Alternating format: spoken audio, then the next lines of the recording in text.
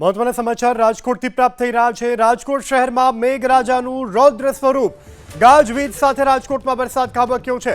જોરદાર વીજળી સાથે રાજકોટમાં મેઘરાજાની પધરામણી થઈ ચૂકી છે।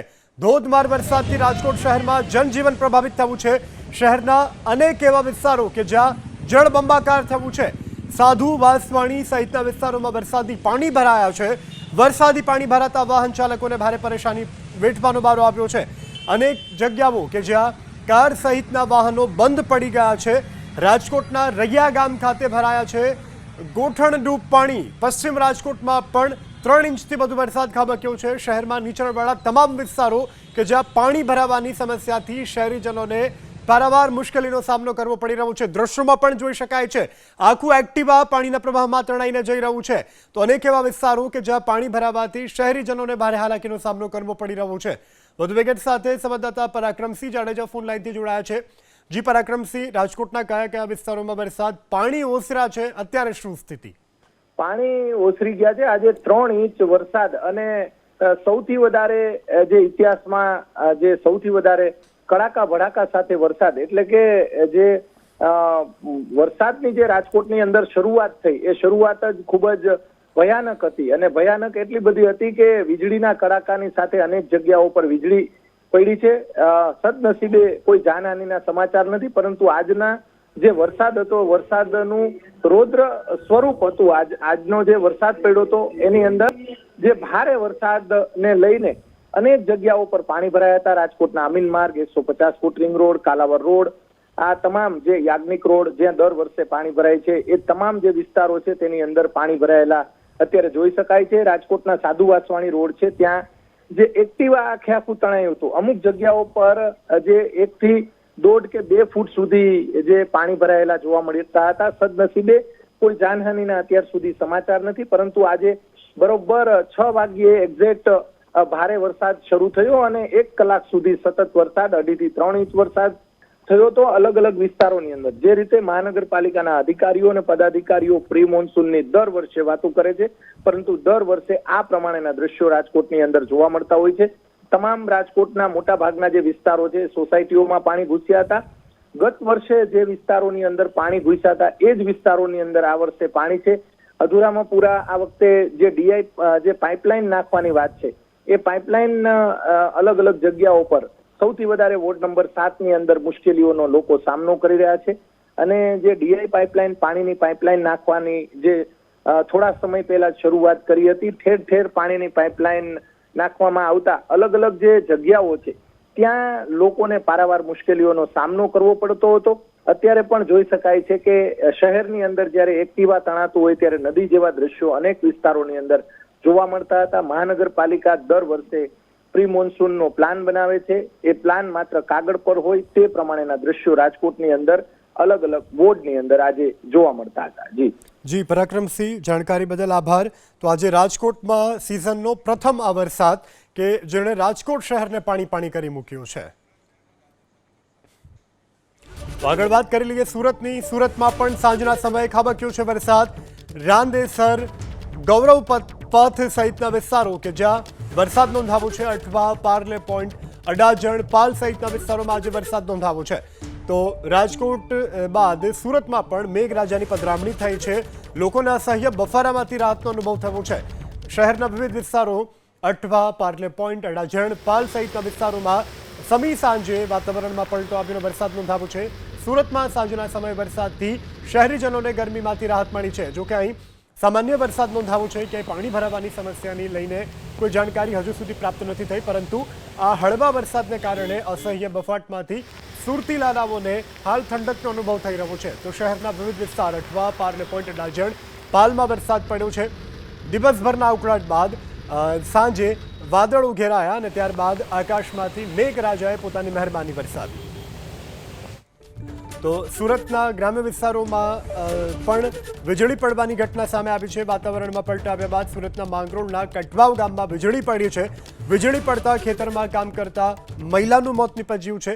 41 વર્ષીય સુનીતાબેન ચૌધરી નામના મહિલા કે જેઓનું મોત થયું છે। તો વીજળી પડવાને કારણે તેઓનું મોત થયું છે। પરિવારમાં શોકનો માહોલ। તેઓ પોતાના ખેતરમાં કામ કરી રહ્યા હતા, તે દરમિયાન આ દુર્ઘટના સર્જાઈ છે, જેમાં તેમનું મૃત્યુ નિપજ્યું છે. મરણ જનારનું નામ સુનીતાબેન ચૌધરી હોવાનું સામે આવ્યું છે. 41 વર્ષના ખેડૂત મહિલા કે જે પોતાના ખેતરમાં કામ કરી રહ્યા હતા, તે દરમિયાન તેમનું વીજળી પડવાને કારણે મૃત્યુ થયું છે. તો આણંદ જિલ્લામાં પણ સાંજના સમયે ખાબક્યો છે વરસાદ. આણંદ શહેર અને આસપાસના ગામડાઓમાં વરસાદી માહોલ. વલ્લભ વિદ્યાનગર, કરમસદ, બાકરોલ ગામમાં વરસાદ. મોગરી, લાભવેલ અને સંદેસર સહિતના ગામડાઓમાં પણ વરસાદ ખાબક્યો છે. દિવસભરના ઉકળાટ બાદ સમી સાંજે વરસાદનું આગમન થયું છે. વરસાદને લઈ અને તમામ લોકોને હાલ ઠંડકનો અહેસાસ થઈ રહ્યો છે. વરસાદ કડાકા ભડાકા સાથે વરસ્યો છે. આણંદ જિલ્લાના અનેક વિસ્તારોમાં વરસાદ નોંધાયો છે. આણંદ શહેર અને આસપાસના વિસ્તારોમાં વરસાદી માહોલ. વલ્લભ વિદ્યાનગર, કરમસદ અને બાકરોલમાં વરસાદ નોંધાયો છે. આ સાથે મોગરી, લાભવેલ અને રાંદેસર સહિતના વિસ્તારોમાં પણ વરસાદ ખાબક્યો છે. આગળ વાત વડોદરાની. વડોદરાના ડભોઈ તાલુકામાં પણ વાતાવરણમાં પલટો આવ્યો છે. ડભોઈમાં વરસાદી માહોલ. મોડી સાંજે ડભોઈ તાલુકામાં ખાબક્યો છે વરસાદ.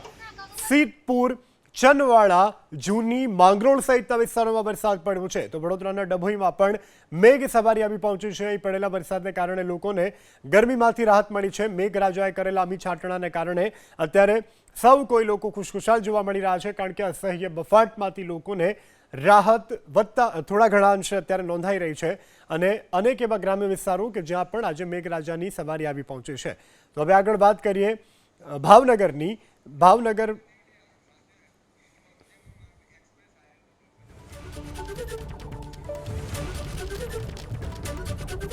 અમદાવાદ આણંદ એક્સપ્રેસ હાઈવે ઉપર વરસાદ.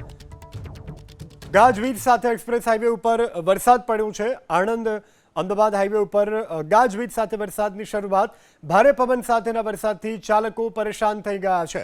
દ્રશ્યોમાં પણ જોઈ શકાય છે કે પવનની ગતિ પણ છે, આ સાથે વરસાદ પણ પડી રહ્યો છે. અમદાવાદ આણંદ એક્સપ્રેસ હાઈવે ઉપરના આ દ્રશ્યો છે. ગાજવીજ સાથે એક્સપ્રેસ હાઈવે ઉપર વરસાદ પડ્યું છે.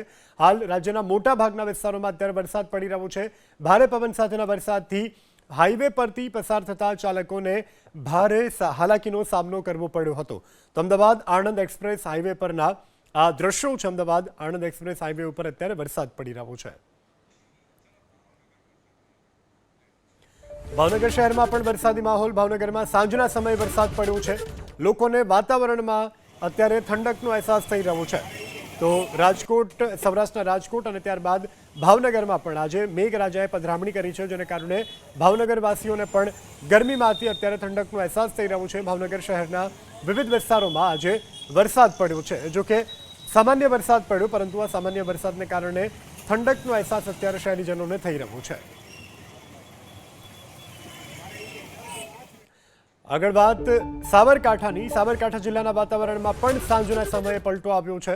હિંમતનગર શહેર સહિત આસપાસના ગ્રામ્ય વિસ્તારોમાં વરસાદ. હડિયોલ, ગઢોડા, સાબરડેરી સહિતના પંથકમાં વરસાદ નોંધાયો છે. તો સાબરકાંઠા જિલ્લામાં પણ મેઘ સવારી આવી પહોંચી છે. હિંમતનગર શહેર અને આસપાસના ગ્રામ્ય વિસ્તારોમાં પણ વરસાદ નોંધાયો છે.